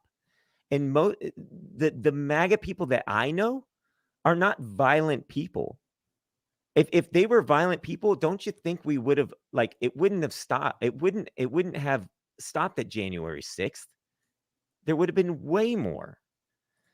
I just think that we would have seen so much more violence by now. And I don't know. I mean, I do agree with that. But I'm just saying we would have seen more. It wouldn't have stopped there. It would have kept going. I don't think that what Trump said would have mattered if they were that insane of people. I But think I think it's funny because when you look at just the way that people are all stereotypes are bad. This person's not like this, but they'll be like, well, you're anti-vax, or you're a Democrat, you're a Republican, and then Mhm, you get put into a box. Like mhm, that's what we're doing right now, and once mhm. again, the number of just little tribes, the tribalism that's attached to this is just the insanity. I mean, and literally, Right, it's just insanity. right. Real quick, I want to pull this up really fast. I have a couple news things that I have not watched these. One is from CBS News, and the other one is from WSPA News. And I want to watch these. One is from uh, January 5th, and the other one is from April 28th, 2018. I don't even know if we need to watch them real quick but I'll just pull them up really fast. And all I did was Google or I put on YouTube Trump rally fight like hell, right? Mhm. And here's what popped up on my side of things. Trump says he'll fight like hell to hold on to presidency. This is January 5th, 2021. And on this one, Trump tells supporters to fight like hell in midterms. This is April 28th, 2018, right? So 3 years earlier. I don't have context there, but like, what's the difference? Was Mhm. he telling people in 2018 to go out and, you know, raid the Capitol? I don't know. I mean, it's clear. I guarantee you could probably find Obama saying we're going to fight like hell, or pick literally anybody at the lowest level of city government, and they'll say the exact same thing. We're Oh, going to yeah. fight like hell. There's compilations of everybody on the other side saying "fight like hell." You can find that stuff out there. It's all out there. But if you want to focus on it, you can just because. Um, but I mean, I don't know. I don't know. There's a whole other conversation here Like, brewing. I got a question. Why the fuck are we talking about Trump? Why are we like, dude hasn't been president for 7, 8 months. Right, Like, right, what are we right. doing? Like, why are we even talking about this guy? Like, Blamers gotta blame. right? Should we go and talk about George Bush? Should we go talk about Bill Clinton? Like, I don't know. Let's just talk about Ross Perot. He ran one time. Just Yeah. saying. No. It's It it I don't know. I mean, that's a whole other conversation for some other time. What's the topic tonight? Oh, I don't know. You tell me. misinformation and labeling. And I was trying to jump ahead, okay? Mainly to jump back. We were talking about how the media is basically forming this narrative that anti-vax, anti-mask people are getting angry and they're going to cause trouble. And I'm just sharing with you another side of the story because there are very angry vaccine people. There are very angry people that want to divide the country if you don't comply. And I just want to jump ahead of it because there are two sides to every story, and you've got to really be mindful of that as we move forward. Because I feel like a narrative is being set up and something terrible is going to happen. I don't know any of those people, you know. Right. I, Um, I I don't know. I don't know. It's really bizarre to see people hang on to these things for so long. And I don't well, know. I just look at I look at the things that affect me on a day to day basis, right? um, the cost of things going up. Like I said, milk. And, I don't look at the 14 cents that I saved for my July 4th barbecue and see that as a major win, right? victory. Um, I see that as I see a lot of other things, right? A lot of other things that affect me on a day to day basis. That Yeah. I look at. I don't know. I ultimately there's a blissfulness when it comes to being ignorant to a lot of this stuff, right? And just being like, okay, I'm just gonna live my life and do my thing. But these things are creeping in. There are hands creeping in and touching all sorts of things, and you can see them when you open your eyes. You go, oh my god, well that's kind of weird, well that's kind of an odd agenda to push in that show, or that's kind of weird to talk about that way.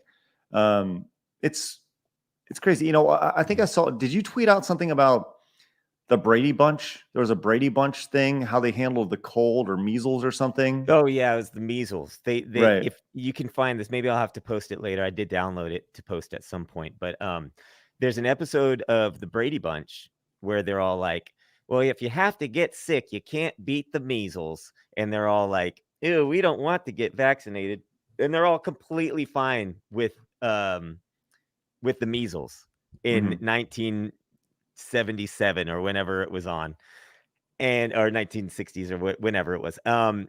And so uh 4 decades ago, the measles perfectly fine on TV. Then it cuts to a clip of some like CSI show or something, and it's a preview, and it's like, "You're not going out, are you?" And he's like, "It's just the measles, mom." She's like, and it turns into this whole agenda driven thing. Um it, it's hilarious to see the different sides of how it's a completely excellent illustration of how media manipulates the way you think. Because if you watched the Brady Bunch, you grew up in an era that was perfectly fine with the measles. If you grew up post Brady Bunch world, you grew up in an era. Did you find it? No, I found this though. This is outstanding. Brady Bunch episode fuels campaign against vaccines, and Marcia's miffed. I don't even know. I don't even know what I'm doing anymore. Yeah. Marcia's miffed. Real quick, a different perspective says we talk about Trump because he is the Republican Party. He will kick butt in 2024. He is still pretty relevant, man. Right. Do you really think he's going to run in 2024? Like, really? Do you think Donald Trump is going to run in 2024? Like, Well, he's he hanging is low he's right set. now. It seems like. No way. He's 75 years old right now. He's 75. Yeah. So you're telling me that in 3 years he's going to be 78? 78 and he's He's going to be still got president for some. 4 more years? He's still pretty spry for a 74-year-old. I What's mean, Joe what compared to Joe Biden, Joe Biden's like Well, okay, put that in ogling perspective. through each day with a Well, glaze. Joe Biden is 78 years old. So Trump, everyone says, what was it, Old Man Joe? Is that what that thing is? Old Man Joe? That's the nickname That's what for him or I whatever. I say. don't know. Okay, so Old Man Joe, he's 78. Well, let's just say Trump wins the election in 2024. He's going to be 78 years old. He's going to be Old Man Trump. Maybe. I mean, look, it just depends how he acts. Is he going to act like an old man? Joe Biden acts like an old man. I have a series of videos with the song "Old Man" of Neil Young playing over clips of Joe Biden, and I pipe in these words, "old man" words, and every time I share those videos, they go a little viral on Twitter because they speak so much truth. Like you could literally imagine this man saying these things. Jeff Raptor says, I was going to ask you guys the same thing. How about next week? Both you guys talk about the places in the world that you have traveled and would love to travel to someday. That or something fun. But Oh. ultimately, we're going to come back to we can't travel to these places right now Right. because everything is locked down. Yeah. Uh, We can do a fun episode. We do have but let me touch base on this real quick. Thanks to Colors of Gaming for the $5 on YouTube. oh, how nice. And thank you to John for the extra $2 as well. Our press can count to potato ATM. Our president can count to potato. Potato means like nothing at the moment. Yes. Okay. Let me teach at the you moment. At the moment. See, Let I me don't teach you follow some that. internet. Yes. I'm a little old. We do have a great guest coming on the show in a couple weeks. Larry Sanger, co-founder of Wikipedia, is going to join us on the show, and we're going to chat with him about what he thinks of Wikipedia these days. So make sure you subscribe to either Craig's Twitch or my YouTube channel, and that'll be August 29th, I believe. Yeah. So I've a had a couple chat weeks. with Larry through Twitter. Seems like a cool guy. So that'll be pretty neat. You guys have asked for guests. Okay, here's a guest. Let's get you Look a at my guest. face getting blurry, and I better invest in internet soon. Yeah. Mean Gar said there are no violent pro-vaccine demonstrations. There was a violent anti-vaccine demonstration Friday. Where? What was it? What made it violent? Oh, Brad. Oh, you. I saw somebody got kicked in the face or something. You know, I don't know. I don't know enough about this. Yeah, please tell us more about it. Kelly says when Brady Bunch was on Netflix, Netflix removed that episode where they. Wow, that's Yeah, you can't crazy. even find the clip on YouTube or anything. It's a Wow. hard thing to find. Wow, And that's that's the crazy. thing. Like why are we doing that? In the interest of transparency and history, why are we removing things like that? Like shouldn't we be able to still, if even if the measles are as big of a threat as CSI or whatever that show is saying, are we not capable of watching an old episode of the Brady Bunch and going like, "Oh, wow, times have changed"? Like, well, I mean, it really undermines our mental capacity.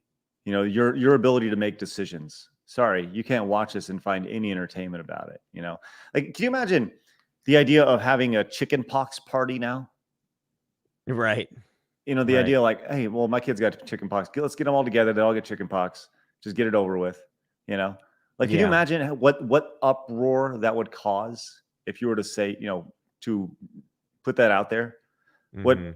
you know, somebody would be filed, you know, it's a child abuse claim or something, you know, Mhm. because of that. It's just bizarre. Well, the idea of how we're being watched, like, so I did share this the other day.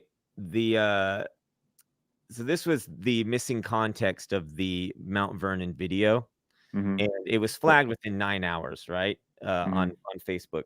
I see this on Facebook that same day. Um, this is aliens. Let me read the title. This is not flagged by Facebook. Aliens will land on Earth tomorrow to start war, says time traveler from 2000, the year 2714. This is from the LAD Bible. Is it the Lad Bible? Is that how you say it? I don't know. Oh, so anyway, this is not flagged as false information on Facebook or missing context or anything.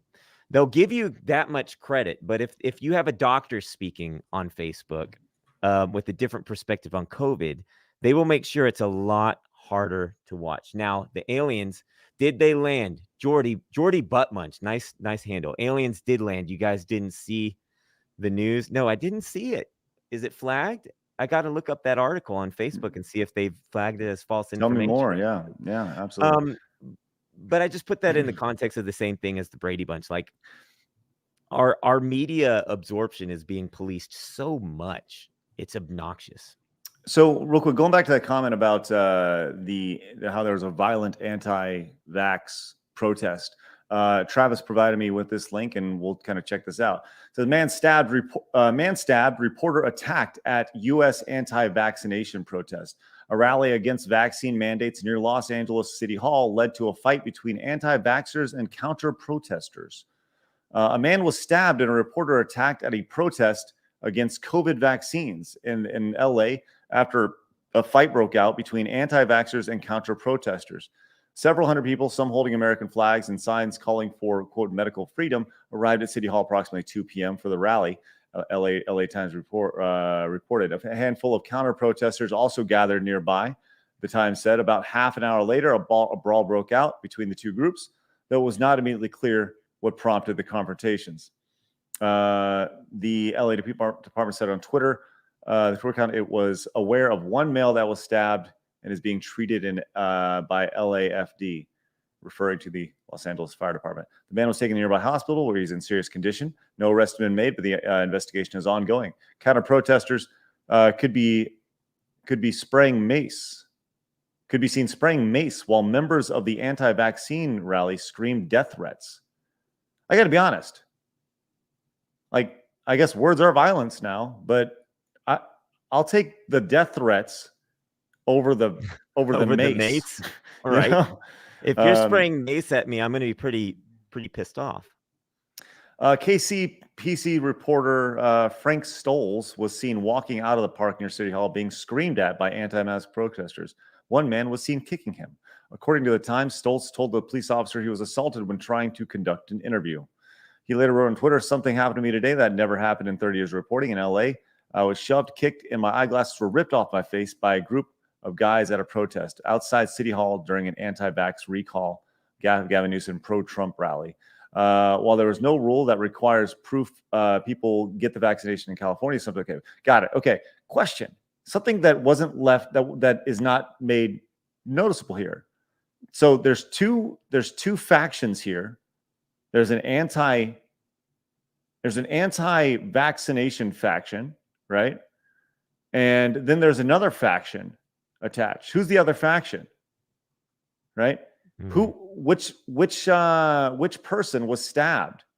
What a member of which faction was stabbed? Right. You know, was it somebody at the anti-vax? I don't know these things. These are not included in the story. Once again, poor journalism. So the chat is saying that Antifa shows up.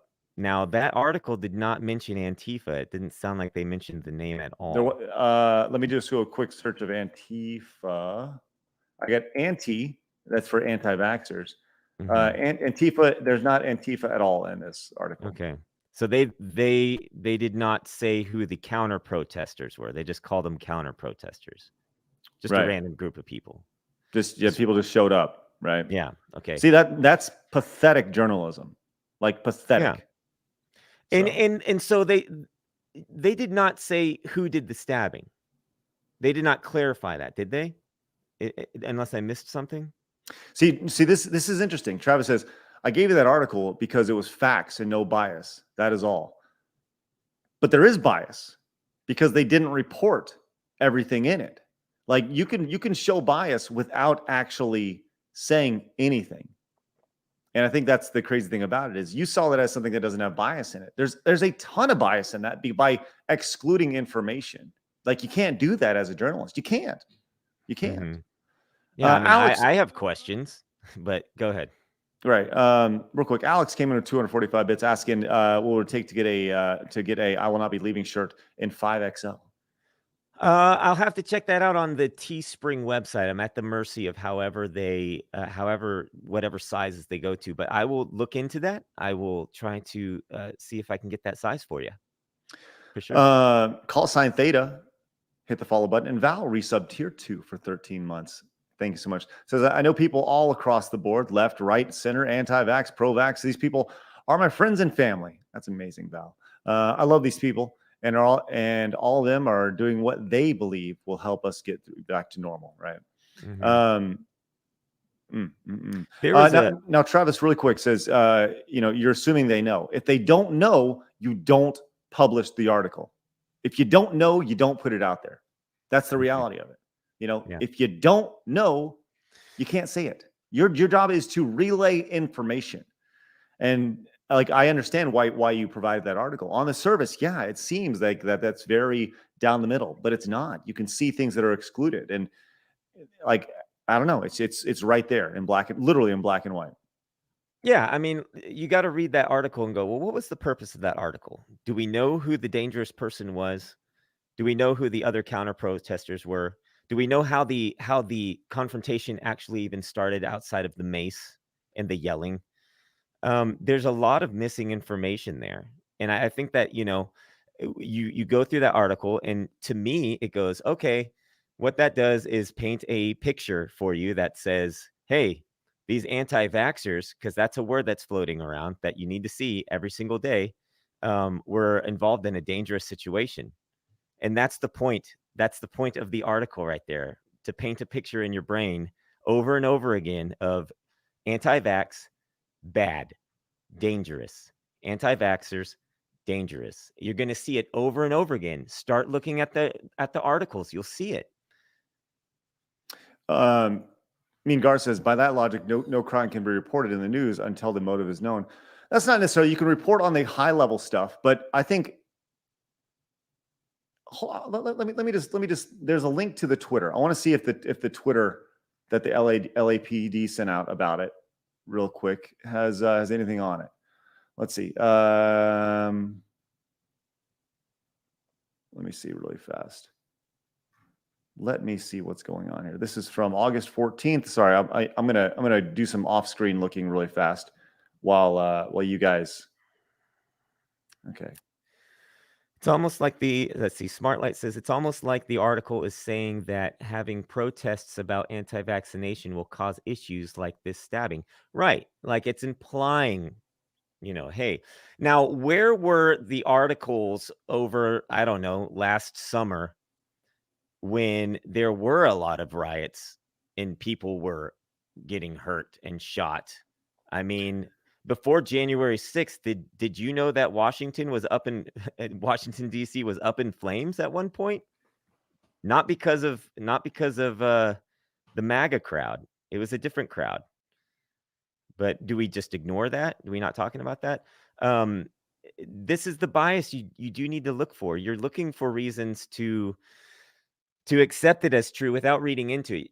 There's a little trick. You got to read between the lines. So real fast, and Travis does say, they actually did say they were macing, and that's true. That's true. But I just did a quick Google search of like anti-vax rally LA, right? I'm just going to pull this up really fast because if the chat's saying it's Antifa, right? That's there. Like I'm gonna go through these stories and just kind of look at them. I feel like that's. We should see if there's anything about it there. Let's see. Just a real quick search for Antifa. There you go. While some blame Proud Boys, see, we didn't hear the Proud Boys once in that other article either. They were just anti-vax. Others cited okay, so here we go. While some blame Proud Boy agitators, others cited Antifa rioters. We're on a scene to maintain order after a fight broke out between Antifa and people gathered for the permitted event. The LAPD posted on Instagram. No arrests have been made, but investigation is ongoing. Okay, so the LAPD on Instagram said Antifa. So, okay, once again, going back, like that information is out there. That should be included in the article. That's all. That's all I'm getting at, Travis. And I think that's great, for sure. So. Jordy Buttmunch resubbed tier 1 for 3 months. Says thank you for being sane. Right. Love it. I love it. I love a good handle that makes me laugh. Thank you, Jordy Buttmunch. So yeah. I think, I read every article looking for certain keywords, looking for the purpose of the article. What are they actually trying to say? Is it just reporting what happened, or is there an underlying tone or a message there that they're trying to say? Because they're trying to sell you a newspaper at the end of the day. They're trying to get you to click on over. I don't know if you know that or not. Oh, I'm very well. I know you do. But I don't know if you know this or not, but they make their money when you click on their website. And the better the article title, the more appealing it is to get you on over there. They'll put it there just to get you to click. It's interesting. I mean, like I said, we live in a crazy world, and people talk about like these conspiracy theories that are being pushed by the left or by the right or whatever. And it's there's an old wrestler.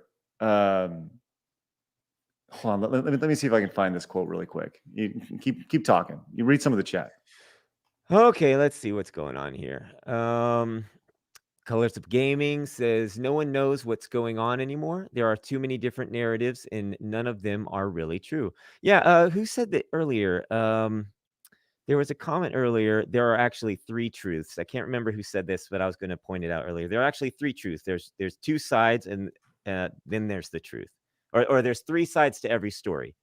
There's the 2 sides, and then there's the truth. And I think that's what we're missing, And the people that are seeking out that truth are being lambasted as enemies, as potential terror threats, when people are just like, look, I just want to know the truth. For me personally, I just want Dr. Fauci to have a debate on the stage with somebody else who opposes him, because I want to see it play out like a boxing match. Most people enjoy watching a good boxing match, You know? This is the, people talk about Socrates. Here's the quote, and this is why he was a genius. The only thing I know is that I know nothing. Mm-hmm. Mm-hmm. That, like, guess what? That goes for me. It goes for you. It goes for the crazies on one side, the crazies on the right, the crazies on the left. You think you know things, but you don't. It sounds like Socrates doesn't understand the science.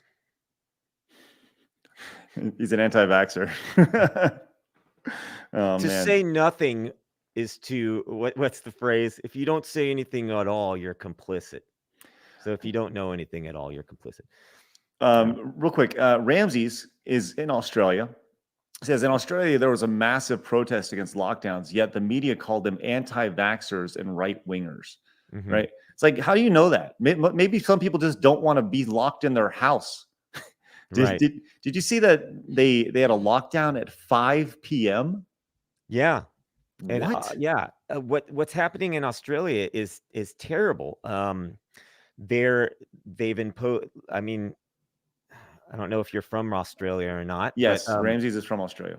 okay. So maybe you can confirm this, but I shared a video the other day of they're implementing more police. There's the 5 p.m. curfew. There's a whole bunch of like thousands of dollars in fines if you do the wrong thing. And I'm like, how is that health? How's that for the health? Like a $5,000 fine. How is that for your health at the end of the day? Well, I mean, they could just give you cheeseburgers to do the right thing. Right. Yeah. Free donuts, everybody. Do the right thing for your health. Have a free donut for a year. Going back to Jeff Raptor fan, right? Saying, well, maybe next week you should talk about places you'd like to go and do like a bucket list and kind of talk about those things, right?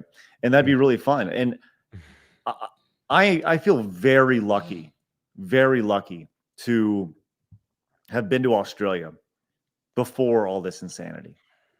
Like I can't even imagine going to Australia at this point or thinking about it. Just seeing what's happening to that country down there, and be like, yeah. So you're not allowed to go outside after 5. You're not allowed to take a walk for whatever reason. It's like, what? Well, in what world is this okay? Well, it's coming to America. I mean, imagine trying to go anywhere in New York City right now. You wouldn't want to go to California. You wouldn't want to go to New York City. And they're talking about what is it? State to state restrictions here in America. Oh yeah, that's the idea that you have to have a passport or something to go in between Texas and Oklahoma, or whatever. It's like, yeah, and my theory is, look, Australia doesn't have guns, and I see a lot of Australians commenting saying, like, we don't know what to do. They can't defend themselves. I think the only reason it hasn't full on happened in America is because Americans still have their guns. They can defend themselves, and if you piss them off enough, there will be accidents. That's not, I don't know. Ramsey says they have the army imposing lockdowns. We can't leave our house without masks on. You need a permit to have your partner to come over. It's insane. That is insane. Who wants to live like that? Like, I don't care how many lives you're saving. Is that living? Is that living at the end of the day to save lives? Are you living that way to shut off your entire day at 5 when the work day is over? Like, that's insanity. Who wants to live like that? That is insane.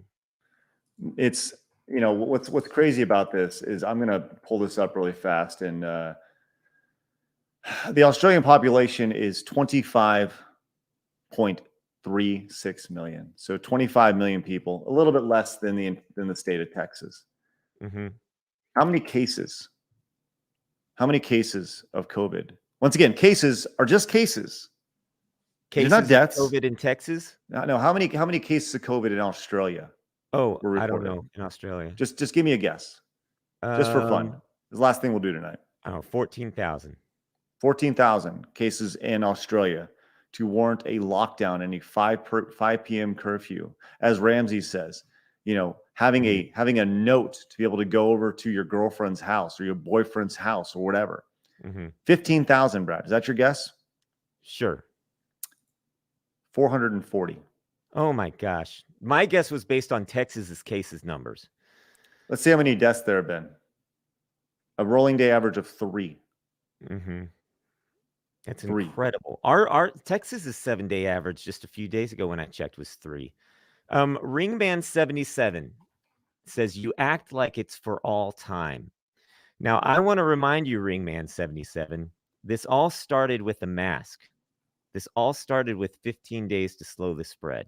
This all started with it's just a mask. It's just 2 weeks. It's just another 2 weeks. It's just a test. It's just closing down your business. It's just closing down the schools. It's just, you know, it kept going. That kind of mentality. If you think that it's just, it's going to just go away. No. After 9/11, all of the restrictions that they put in to the airport travel, those have not gone away in 20 years. You know, they implemented them, and you still got to take off your belt and your socks and your shoes and pull out your computer, and you can't carry peanut butter on the plane anymore.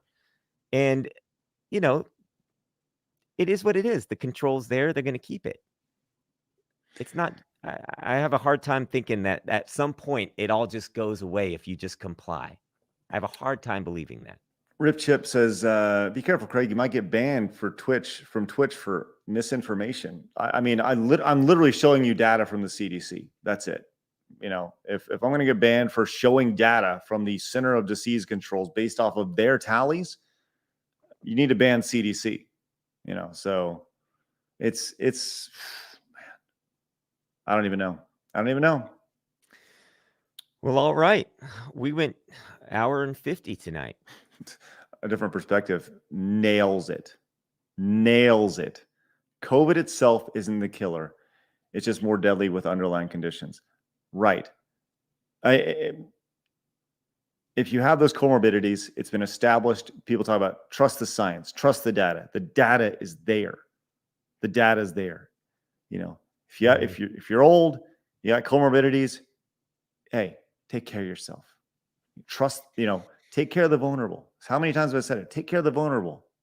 I'm sorry, Australia, man. Ramses, I feel so sad. It's legitimately makes me sad thinking about Australia. And you know, the thing you said about, you know, they don't have any guns. Here's the reality of it. You may think that Americans have guns, but they're going to run out of bullets. They'll run out of bullets eventually. Mm-hmm. You know who won't? The government. They won't run out of bullets. They won't run out of tanks. They won't run out of bombs. They won't run out of anything. But the general population will, you know. So yeah, that's the scariest thing about it for sure. So hunker down. Get yourself a backup plan. Get yourself a place in the woods just in case. I actually had a conversation with a buddy of mine today, and he goes, "So what do you think? Do you have any like plans for like, you know, when things get really crazy? Because everybody can feel like something's on the horizon here. I think everybody can agree. Like, what kind of crazy mess are we getting into? I mean, clearly we all agree. 2020 was a huge cluster of a mess, and 2021 doesn't seem to be much better. And clearly we're all heading towards something. And he asked me this question today, and I was like, I looked at him, I go, isn't it crazy we're having this conversation? And even crazier that I can give you an answer. He's like, because he was like, what's your bet? What kind of plan do you have in place for like when things get really crazy? I'm like, well, you know, we do have a emergency kit put together with, you know, it's just crazy. It's a crazy world, Craig. All right. Okay, look, next week we're going to do something super fun. Yeah, let's do it. We're going to do something super fun. Unless something insane happens between now and then. You know, who knows? Maybe Who the knows? internet will shut off. God, that'd be awesome. Look, I'm going to tell you this right now. Let's have a great week with Back to Old School Week this week. If you guys are watching, once again, it's going to be on Twitch and on YouTube starting bright and early tomorrow at 9 and going all day till 3. Okay, all day. I could feed Al tonight. We're not going to feed Al. We just know people need to go down to the comments. All right, just go down there, check it out. Tell us your thoughts on all this insanity. But if the internet was just to die on Saturday, just know that I love all you guys, and I'm happy we had this great relationship. And I also couldn't be happier that the internet is gone. That's all. So thank It's you. just you dancing like, woo, this is great. This feels awesome. No internet. Whoa. Haven't felt this in 30 years. That's right, man. That's awesome. All right, guys, have a great day. Thank you very much for tuning in. Appreciate it once again. I hope to see everybody in, whether you're working and lurking, and put me on in the background over on Twitch and on YouTube tomorrow. It should we're gonna have really, really, really fun stuff happening. So get on in. You're gonna have a chance to send me to detention. You're gonna have a chance to take. I'm gonna take you to lunch. I have an opportunity to go to a music class. An opportunity to go to art class. There's so many opportunities that go with going back to school. It's going to be great. So that's fantastic. Yes, and on top of that, once again, I have all my old Screw Attack stuff that I'm going to be parting with this week. So make sure you guys show up. It's going to be a big week ahead for sure. All right, guys. Brad, you got anything else?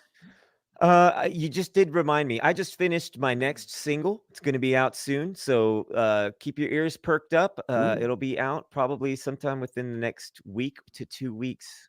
So I'll have more music coming out soon. Oh, that's exciting. Yeah. All right, cool. Guys, have a great day. We'll see you guys later on. Go watch more stuff and subscribe to Brad's channel at youtube.com/5timesaugust and find me over at Twitch, twitch.tv/stutteringcraig and youtube.com/stutteringcraig. See you guys later on. Bye-bye. See ya.